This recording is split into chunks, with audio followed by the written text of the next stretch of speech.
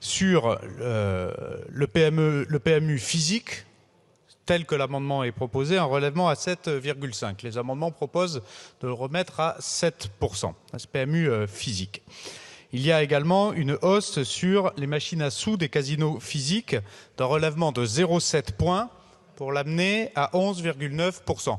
Assiette non modifiée à chaque fois que j'évoque ces taux. Sur les paris sportifs physiques de la Française des Jeux, monsieur le rapporteur général, donc la Française des Jeux est concernée à une hausse de plus 1 point à 7,6% pour les paris sportifs physiques. Sur le taux des paris sportifs en ligne, c'est une hausse de 4,4 points qui l'amène à 15%. Et puis sur les paris hippiques en ligne, l'amendement du gouvernement proposait une hausse de 8,1 points à 15%. Et nous donnons donc un avis favorable pour le ramener effectivement à 7%, c'est-à-dire pratiquement le taux actuel.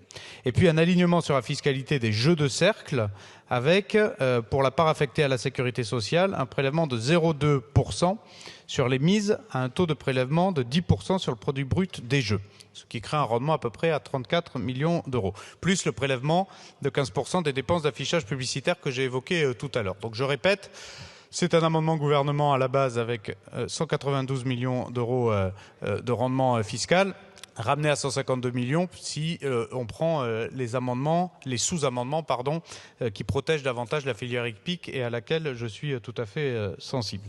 Pour résumer, sous-amendement, si vous voulez bien les adopter, cela ramènerait donc à un taux de fiscalité à la fois en physique et à la fois en ligne à 7% sur les deux. Et donc c'est un avis favorable sur les sous-amendements, en fait les 4 sous-amendements identiques qui sont tous soumis à scrutin public. Donc il y en avait un de M. Woerth, il y en avait un de Mme Louwagie, un de Mme Bagné et un également de votre part. Donc cela sera un avis favorable sur l'ensemble de ces amendements et sur tous les autres amendements. Donc une demande de retrait à leur profit, si vous le voulez bien, permettant donc à la fois de poursuivre l'harmonisation mais en protégeant effectivement la filière hippique pour toutes les bonnes raisons que vous avez évoquées. Ce n'est pas une filière comme les autres et qui ne vit pas de la fiscalité des jeux comme les autres filières. Voilà un petit peu, Madame la Présidente, pour un peu plus de précision sur cet amendement qui est effectivement complexe parce qu'il y a pas mal de sous-jacents derrière et ça me paraissait important de les détailler.